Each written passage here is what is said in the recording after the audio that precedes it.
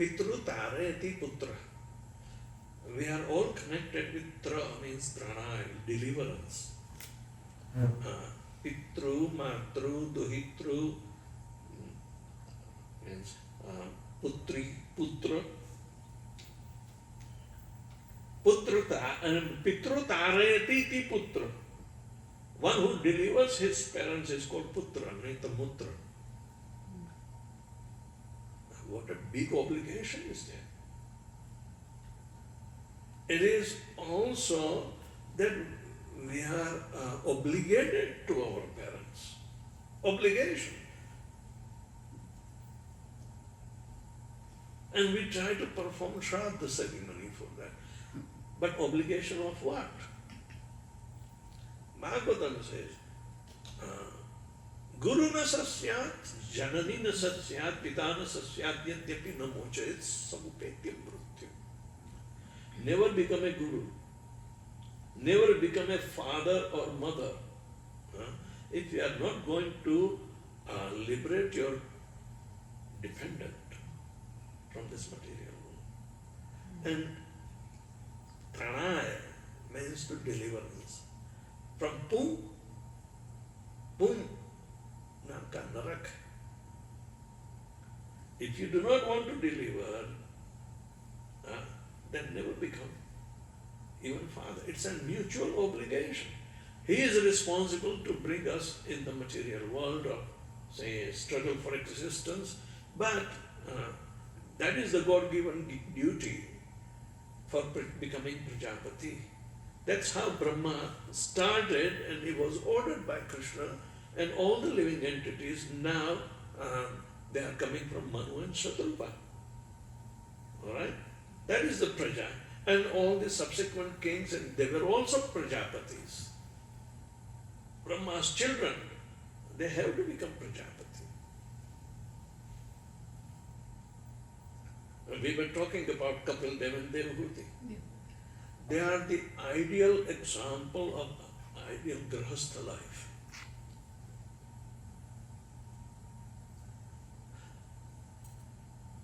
Karna Muni, the father of Kapil Dev, Karna Muni was such an ascetic that he is God realized, and he was always keeping aloof, and he was so much devotionally inclined that Lord Vishnu came to him. I am very pleased with your devotion. I want to become your son. Now, he is a liberated person. He is more than a sannyasi, more than anything. And he said, my dear Lord, if you so desire, I will try to serve you. All right. Now, this particular incident is known by Narad Muni. Narad Muni went to Manu and Shatrupha. They have 2 sons and 3 daughters. All right. 2 sons are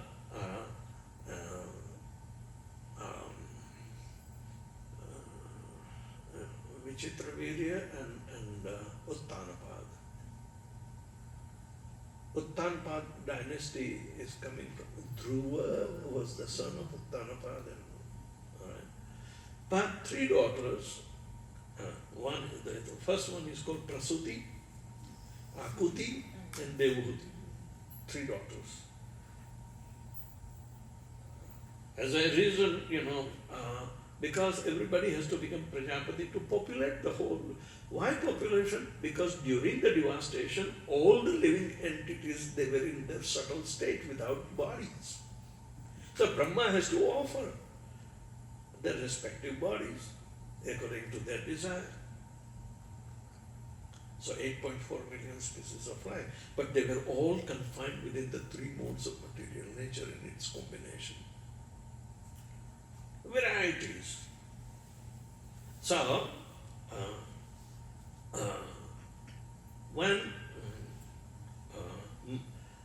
Devahuti heard, Prasuti was gone to Daksha Prajapati Akuti to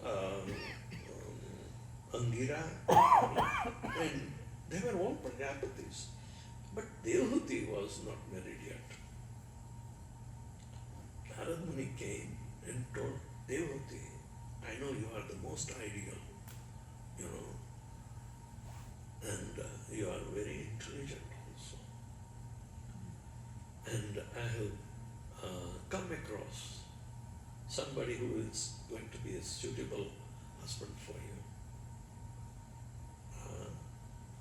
And Devahuti learnt about Karna Muni.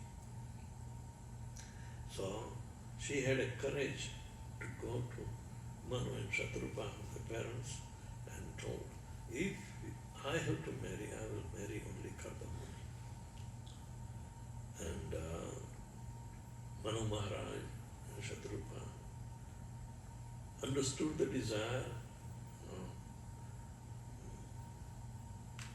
They came with readiness, to get her married to Karna Muni's hermitage. They are the king of the world, and Adi Prajapati, we are called Manu Samhita, is written by them to guide us. So naturally, Manu Maharaj was respected everywhere. So they came to Karna Muni, he was meditating, they waited, and he came out with folded hands. How can I serve you?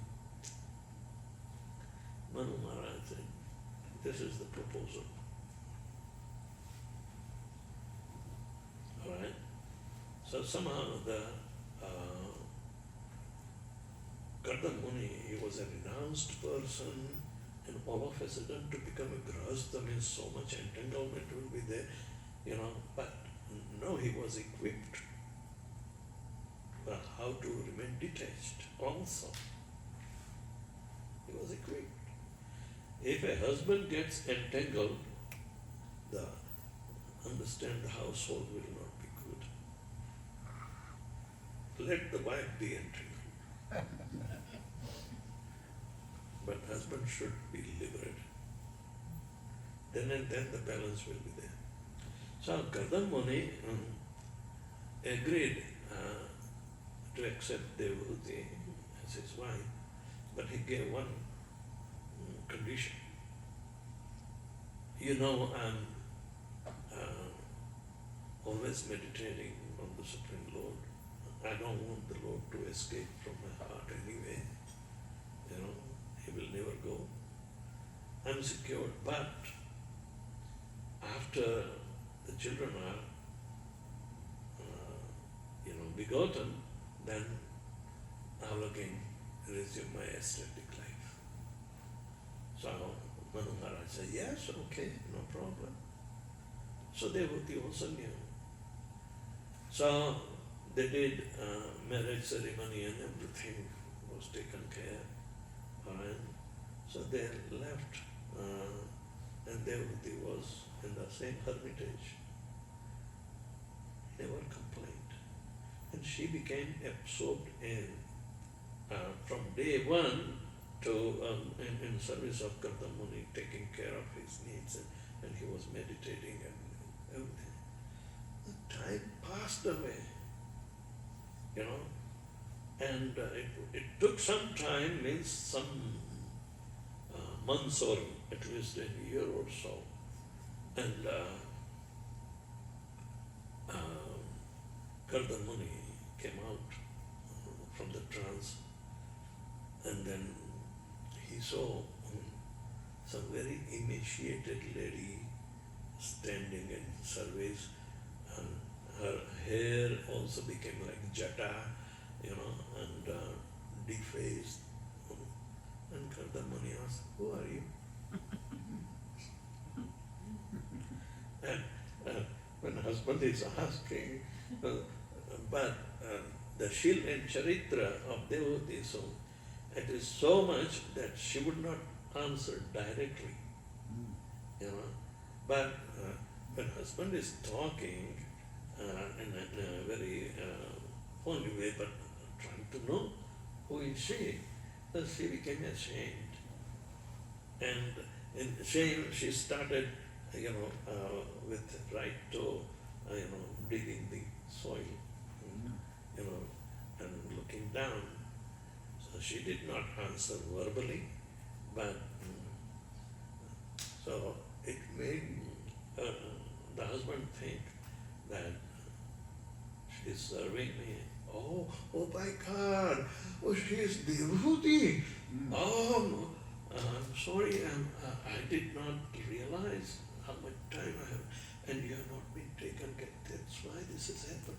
Or did you disrespect as a householder, lady to take care of any atithis and like that?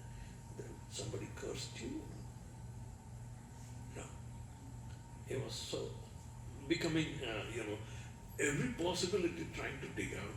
But Devhuti, was little smiling and digging the earth. Then to come back from the trance and get into the personal, life is extremely difficult in that sense. So gradually Kardamuni realized, oh my God, Devhuti, I'm sorry, what can I do? But this was my job anyway. But I know what your desires are. So why don't you go to Bindu Sarovar, where Lord Shiva stays. And in Bindu Sarovar, you will be taken care.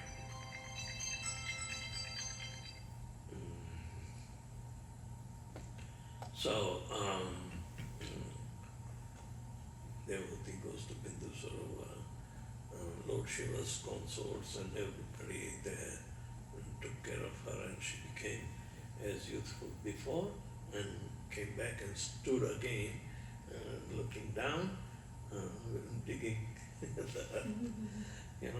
I mean, Shil means charitra. It's so much evident that my wife is not too much talkative. This is Kali Yuga, but that was not Kali Yuga. So,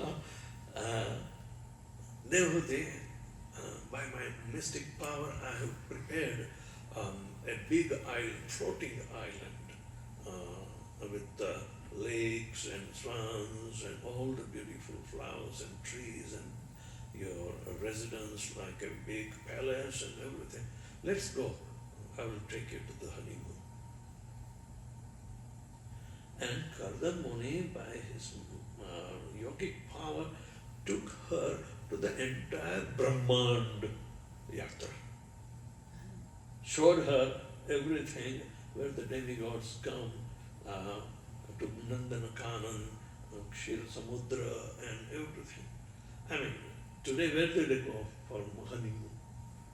And Indians go to either Kerala or Thailand or Mauritius, sorry. Singapore. These are the. But the point is that Kardamuni's yogic power, their mystic power, but he is not misusing it. He showed the entire structure where Manu Maharaj is the king of this human race. That is only on planet Earth. But there are other planetary systems that the yogis can reach. So in the flying island, you can't have in a little aeroplane. It runs out of fuel all the time. So during that time, Kardamuni expanded 9 times to beget 9 daughters. Alright? Because he became Prajapati and the daughters are more important. Alright? And Kardamuni's daughters were later on married to all the Prajapatis. And Their names are there, their descendants are there.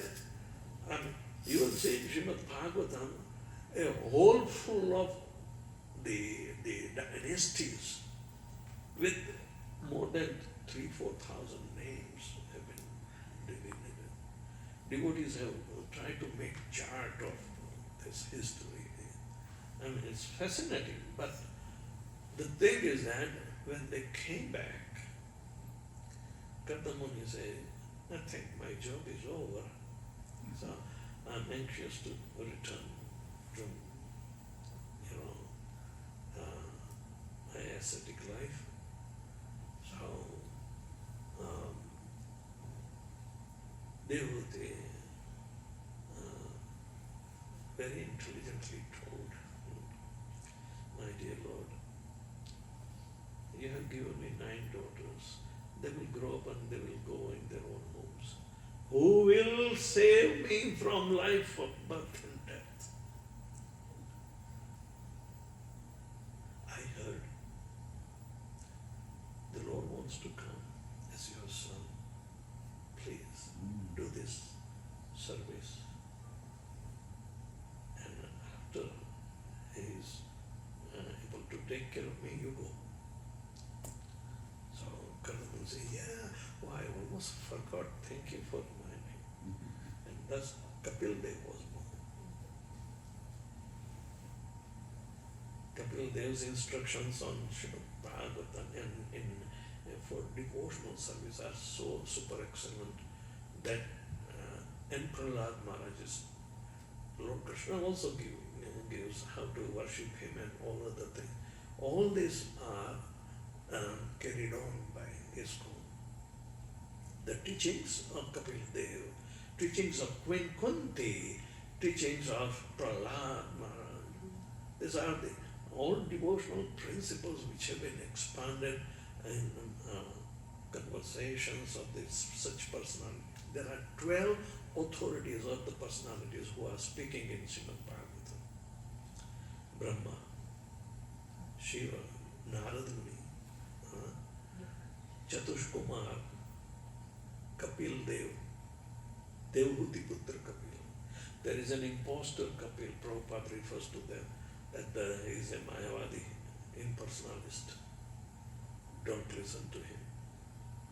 So Devhuti Kapil is that we take the instructions from. So Swayambhu Narada Shambhu Kumar Kapila Manu Prahlad Janak Maharaj Bhishma Bali Maharaj Vyasaki means Vyasdev's son Sukadeva Goswami and Yamaraj.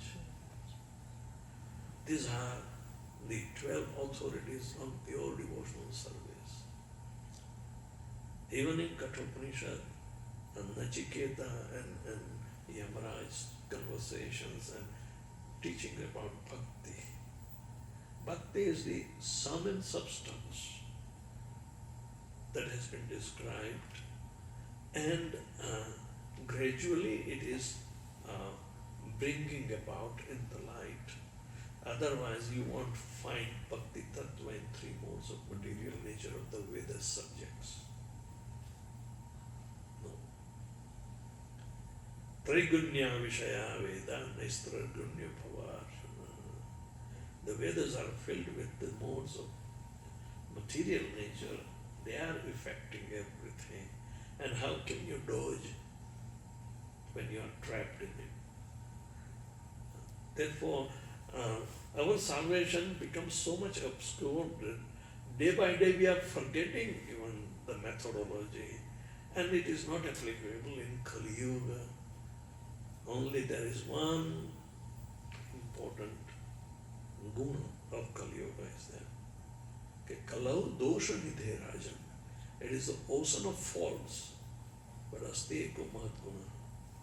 Only one important Mahan Guna, that is Kirtanad Eva Krishnasya Mukta Sangam Parambraja. Simply by chanting Hare Krishna, Hare Krishna, Krishna Krishna, Hare Hare, Hare Ram, Ram Ram, Hare Hare, you will be liberated.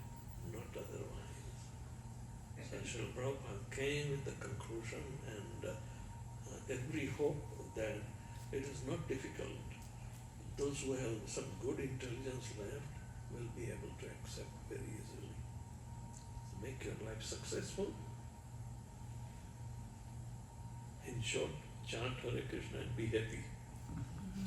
Guru Maharaj. So Yam Raja is that much important. So why he is working in the Narakloka? Do you know thankless task? Have you ever done thankless task? Oh, like selfless. Thankless. Okay. Thankless. They are the best examples. Because they are pure devotees, they are not afraid to do anything on behalf of Lord Krishna. This is a service. To punish somebody who is a wayward is a thankless task for the police also. They don't like to punish. But yet they are supposed to give judgment. But that is a relative issue. Nachiketa went to Yamalok because his father is a great Brahmana, and a Brahman is supposed to give charity also because he receives the charity, he has to dispose the charity. So one time he was giving hundreds of cows in donation, this and that. A little Nachiketa, a little boy, a 2-3-year-old, said, Father, what are you doing? Said, I am donating cows. But he did not understand. No. He came back, this is not a good answer. Let me ask again. So, Father, what are you doing? So, don't you know? I'm giving charity of the cows. And, it will be yielding good results for him.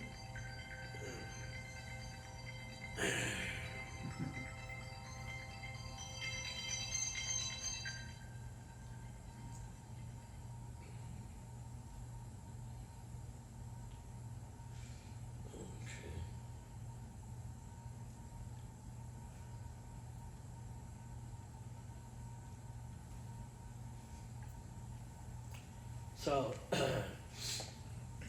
Nachiketa went for the third time. Father, what are you doing? Are you blind? Don't you know I'm giving charity? Oh, Father, these are your properties. I'm also your property. Who are you giving me in charity? I will give you to Yamaraj. He was so angry. The father lost his sense as if he's been challenged. So, you read in Kathopanishad, this beautiful story comes. So, okay, thank you very much.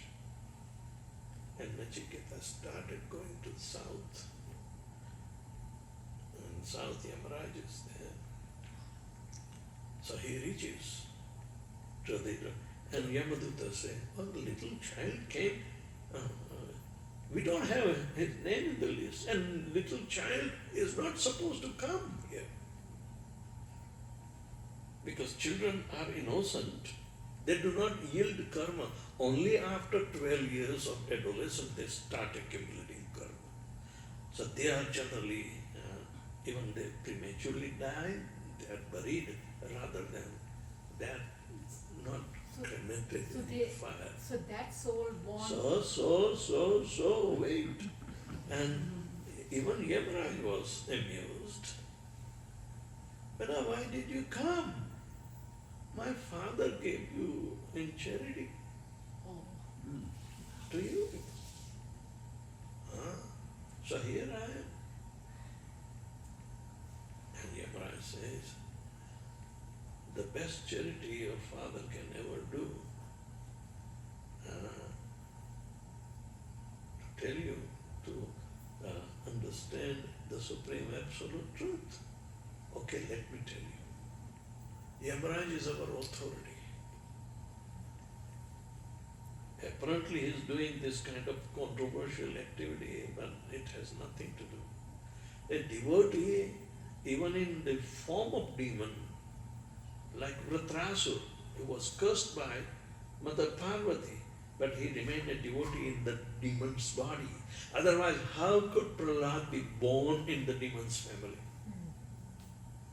Prahlad's son was a demon, but Virochan's son was Bali Maharaj, he was a devotee. So devotee means not a bodily born. A devotee is soul dedicated to the Supreme's desire. That is a devotee. And you can become a devotee to carry out the Lord's desire, not your desires. So, this is the perfection of the human form of life. Otherwise, you have lived in all your life for your desires. This is the only human form of life which is available to carry out the Lord's desires. That's how Srila Prabhupada became completely dependent upon the mercy of the Supreme.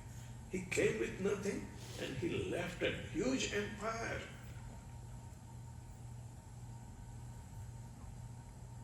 That is amazing. From nothing to everything. Just spread the holy name. Chant the holy name. Prabhupada said, only credit I have is my Guru Maharaj told me that if you have money, just print books. And that is what he did. He made 108 temples out of the sales of the book.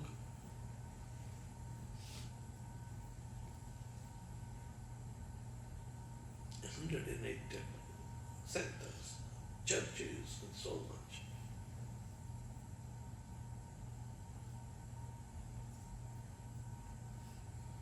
We are not simply believers.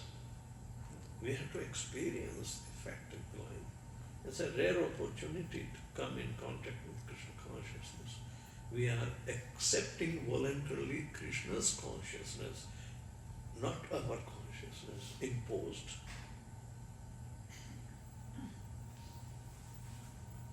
That's the rule. So, thank you very much. Right. What? I think a little bit further light on Prabhuji was saying, Dr. Ditwania, that how in Kali Yuga, all you need to do is just worship your parents. Worship your parents. Yeah. The parents should be inculcated with Krishna consciousness. When the son becomes a devotee, the parents will be saved. Yeah, but the reason people say that these days in Kali Yuga is Yes. because the children are not taking care of their parents. That's correct. But so many parents became devotee when their children became devotees. The obligation was for the parents to bring them in. But if any circumstances, most of them cannot raise in Krishna consciousness because they were not raised in Krishna consciousness. Yeah. So, where is the fault line? No, but whatever it is, it's a mutual obligation. So, if the children are becoming more aware of their spirituality by experience and practice, then naturally they will take care of the parents. Parents became. I gave initiation to my parents. And they expressed that you should be there when we leave our body. I said, okay, I promise. And I was there both the times. So Guru Maharaj, so then this sloka in Srimad Bhagavatam also applies to us. It says, Devarsi Bhutapta. Nirnasti pranam nayam kinkaro chandarapati taraj. Sarvatmanaya sharanam sharanam. Gato Mukunda. gato mukunda parivrtta. He has no obligations. The sloka is that if you are surrendered to Krishna, then there are no obligations left for anybody. Devatas, they helped us to guide. Rishis also helped us to guide. Pitrus also helped us to guide in some, say, mode of goodness. But surrendering situation, they never said anything about that. You only Rishabdev, he was empowered in incarnation, and he told his 100 sons, Nayam deha deha bhajan loke kastana kaman arhate vidbhujani tapo divyam putra kayena shuddhe sattva tasma brahma shauksam dvanantam. You should aspire by divya tapa to become, to obtain Brahma Sukha, not filial Sukha. They are easily available to the dogs and hogs. Why do you have to work hard for that? Do you think anybody, any father is teaching to their children? But anyway, Rishabdev was empowered incarnation. So, this is an important fact that when we are responsible to bring the living entity, even under our care, it is on behalf of Krishna. Because we do not beget a soul. The soul is there. We may be instrument to transport into the womb of the mother, and the egg is fertilized, but the jiva is entering in. And selectively, one out of billions. So, medical science does not have any answer why only one. Even though they may do cloning, but clones cannot reproduce.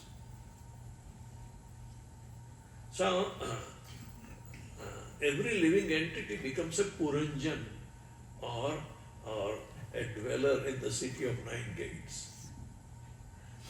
So, a very instructive situation is there that our children even become completely bewildered. They may not witness Las Vegas, or they may witness something else, but it's material nature. Some modes are more prevalent somewhere and some are. So in our villages, mode of goodness was prevailing. Therefore it was a happy situation. Here mode of ignorance.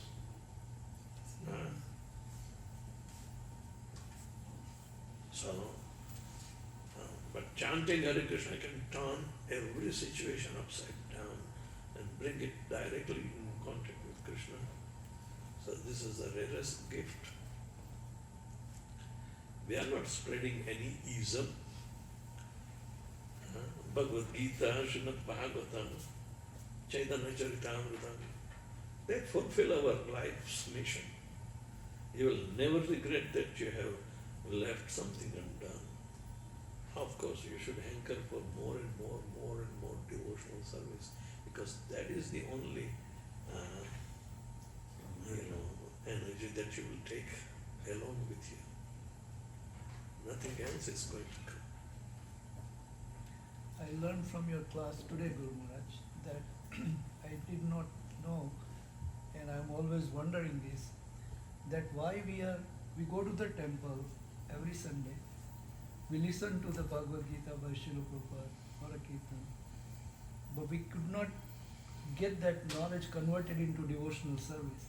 But today you told us in this class that you hear from one ear and not let it go to the heart, but it's going through another ear. Yeah. So every Sunday we come very, very fresh. All right, but I also told you hear and then keep it and then try to question. So That is also not the method. Of course, doubt should be removed. We are not afraid of anything because the appropriate answers are there. Know only one thing, you will know everything. That is the aphorism of the Kasmin Bhagavo Yasmin Vigyatam Sarvam Eva Vigyatam Bhavanti. Know only the one personality and you will know everything. That is Krishna. If you ask, oh, do you know Krishna? Then say, yeah, I saw his. Then people will try to say something. What is he is not? It means they don't know. They may believe, but they don't understand him. Since 5,000, the same Bhagavad Gita has been existing. But there are varieties of mentality. In Gujarat, there is a place near Rajkot called Gondal. Alright? Kon? Tame jai aaya છો? Mayavadi? There is a Bhuvaneshwari Mata Peeth. Oh, yeah, so Oh, yeah, okay. They have produced another Gita that says these are 45 slokas remaining that has been found. And they put up a treatise on it. And funny thing is that they put such words in mouth of Krishna that is completely ruining the purpose of Bhagavad Gita. It says, Krishna is asking Arjuna again and again, Arjuna, please ask me questions. If you do not ask, then I will forget to answer. But this is the height of stupidity. And the same Max Muller and other Britishers, they were promoting this. It's a treacherous activity. Yeah. Of course, it is not popular. But this is the fate of impersonalist Mayavadis. They are aparadhis. They are offenders of Lord Krishna. What is the value of, adding this so-called, expert Sanskrit just to dissuade the people and to prove that Krishna was a mortal man? Even Gandhi writes in his biography, I doubt very much if Krishna 5,000 years back was walking and talking amongst us. So he's a fictitious character. So how do you really know Krishna existed? Or, Right. I mean, that a question nobody has answered to my satisfaction. Now the historical proof is there, relics are there, the cradle of culture is there, but at the same time the scriptures are there and there is nothing parallel. So those who have studied the strict and the way they have accepted Krishna, Arjuna also accepts in the same way. If you read in the 10th chapter of Srimad Bhagavad Gita, it says Krishna, while even before asking his manifested energies to recognize that how it is his, so Arjuna is theoretically accepts this fact. Then I heard all this, but I want to hear from your own mouth, all right? That how can I meditate on you in these different manifested energies? So, Hare Krishna. He says,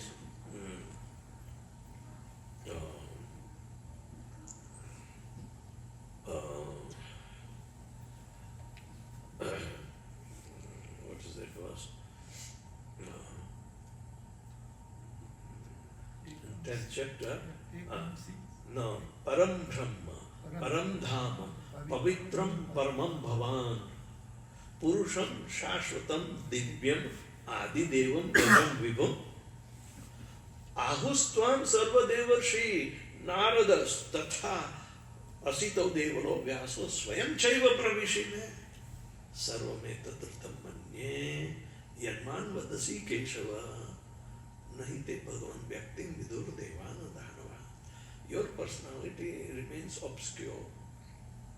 Even the great demigods fail to understand. But I am taking you as the Supreme Personality of Godhead, Param Brahma, Param Dhamam, you are the refuge of everyone. Pavitram Paramam Bhavan, you are the purest. And Purusham Shashvatam, you are the eternal Purusha. Adidevam, origin of all the demigods. Ajam, Ajanma. You were never born, you are ever existing. Vibhum, you are all pervading. So Vibhuti is to be understood because it's your energies that are manifesting. So Adidevam, Ajam, Vibhum, and Ahustvam, this is spoken by Sarvadevarshi, Narad, Statha, Asita, Devala, Vyasa, and Swayam Chaiva Pravishine. You yourself are there. And there is no doubt, no controversy, nothing amongst all this. Bona fide, exalted personalities. So, Sarvameta Dhrutamanye, I accept this as factual knowledge. Ritam. Ritam means factual. Manye, I accept. Sarvameta Dhrutamanye, Yanman Vadasi Keshava, whatever you have spoken to me, I accept as absolute truth about yourself. You know, Satyameva Jayate, but immediately the second line is Nandrutam.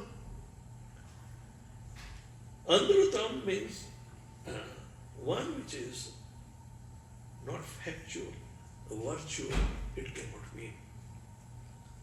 Only Param Satya is one without second, and that is the Param Vijayate Sri Krishna Sankirtanam, and that has been declared in the first words of Srimad Bhagavatam, which is called Vedanta Sutta. Alright? So, that's why Bhagavatam is also very important, because it's spoken of Krishna. Bhagavad Gita is spoken by Krishna, this is Bhagavatam is spoken of Krishna, and Chaitanya Chaitamrita, Chaitanya Mahaprabhu brought the implementation of bhakti through chanting Hare Krishna Mahamantra. So, Sarvameta Dhrutam Manye Yanman Vadasi Keshava Nahi Te Bhagavan Vyakti Vidur Devana Brahma.